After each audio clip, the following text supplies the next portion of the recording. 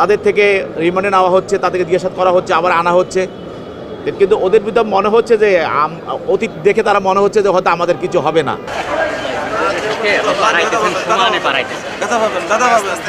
বিচার হবে, তারা হয়তো বুঝতে পারছে না তাদের বিচারটা কি হবে। কিন্তু এখন যে পরিস্থিতি, এই জন্য তারা হয়তো ভাবতেছে যে আমাদের তো স্বাভাবিকভাবে জিজ্ঞাসাবাদ করা হচ্ছে, আমাদেরকে তো মারধর করা হচ্ছে না, নিপীড়ন করা হচ্ছে না। আদালতে বিভিন্ন ধরনের বক্তব্য রাখে, হাসে, বিদ্রুপ করে।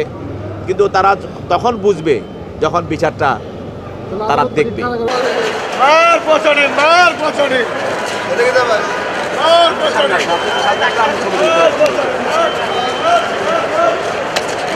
তলে পড়বে নাকি রে আল্লাহ,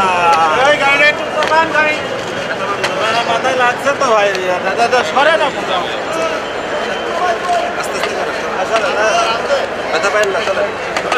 আপনারা সরেন, গাড়ি আছে পিছনে, আপনি গাড়ি আছে তলে পড়বেন।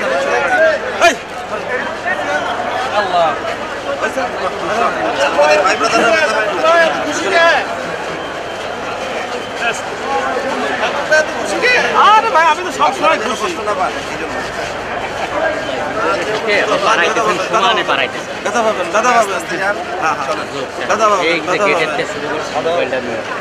এইরকম হলো কেন? ঠিকই করেছেন, গেটের তো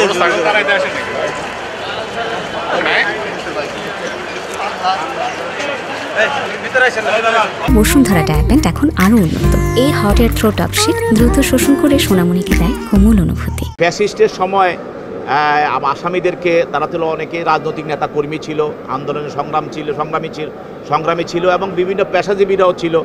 তাদেরকে ফ্যাসিস্ট সরকার তাদেরকে অ্যারেস্ট করা হতো, তাকে নির্যাতন করা হতো, অমানবিক নির্যাতন করা হতো। এবং দেখা যেত যে অনেকে কোর্টে উঠতে পারতো না এবং তাদের চোখের পানি পড়তো, কান্না দেখা যায়, আমরা কান্না দেখেছি তাদেরকে। কিন্তু এই আমলটাই আমাদের আজকে যে আমরা গণতান্ত্রিক পরিবেশে আছি, আইনের শাসনে আছি, এখন আমাদের সাধারণ আইনের শাসনের আওতায় যতটুকু আসামিদেরকে জিজ্ঞাসাবাদ করার প্রয়োজন ততটুকু জিজ্ঞাসাবাদ করা হচ্ছে। তাদের উপরে কোনো মানসিক প্রেশার করা হচ্ছে না, তাদের কোনো অত্যাচার করা হচ্ছে না, কোনো ধরনের নিপীড়ন করা হচ্ছে না। তাদের থেকে রিমান্ডে নেওয়া হচ্ছে, তাদেরকে জিজ্ঞাসাবাদ করা হচ্ছে, আবার আনা হচ্ছে। কিন্তু ওদের ভিতর মনে হচ্ছে যে অতীত দেখে তারা মনে হচ্ছে যে হয়তো আমাদের কিছু হবে না, সেই জন্য তারা হাসতেছে। কিন্তু তা না, কিন্তু আইনের শাসন যে পরিবর্তন হয়েছে এটা তারা বুঝতে পারছে না। এই সরকারের উদ্দেশ্য হলো বিচার করা, এই সরকারের উদ্দেশ্য হলো যে বিচারের আগে কোনো ধরনের অবিচার করা নয়। অতএব বিচার নিশ্চিত, বিচার হবে, তারা হয়তো বুঝতে পারছে না তাদের বিচারটা কী হবে। কিন্তু এখন যে পরিস্থিতি, এই জন্য তারা হয়তো ভাবতেছে যে আমাদের তো স্বাভাবিকভাবে জিজ্ঞাসাবাদ করা হচ্ছে, আমাদেরকে তো মারধর করা হচ্ছে না, নিপীড়ন করা হচ্ছে না, অতএব আমাদের হয়তো কিছু হবে না। এই তো তাদের ভিতরে এই উৎফুল্লটা দেখা দেয় এবং তারা কোর্টে এসেই বিভিন্ন কথা বলে।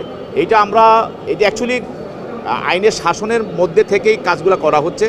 আইনের শাসনের আওতায় তো কাউকে নিপীড়ন এবং অত্যাচার করার কোনো রকমের নাই, বিধান নাই এবং সুযোগ নাই। কিন্তু বিচার হবে, বিচারটা নিশ্চিত হলো আমাদের মেইন বিষয়। আসামিকে নাজেহাল করা, আসামিকে টর্চার করা, আসামিকে তাকে ডান্ডায় বেড়ে দিয়ে নিয়ে আসা বা কষ্ট দেওয়া, এটা কিন্তু আমাদের বিষয় না। আমাদের বিষয় হলো বিচার নিশ্চিত করা। হয়তো সেই জন্য তারা হয়তো আদালতে বিভিন্ন ধরনের বক্তব্য রাখে, হাসে, বিদ্রুপ করে। কিন্তু তারা তখন বুঝবে যখন বিচারটা তারা দেখবে। হত্যাচেট এটা হলো অপহরণ, তারপরে তাদেরকে মারধর, হ্যাঁ, তারপরে ডাকাতি ও হত্যাচেষ্টা আছে, ভয়ভীতি দেখানো এবং অপহরণ।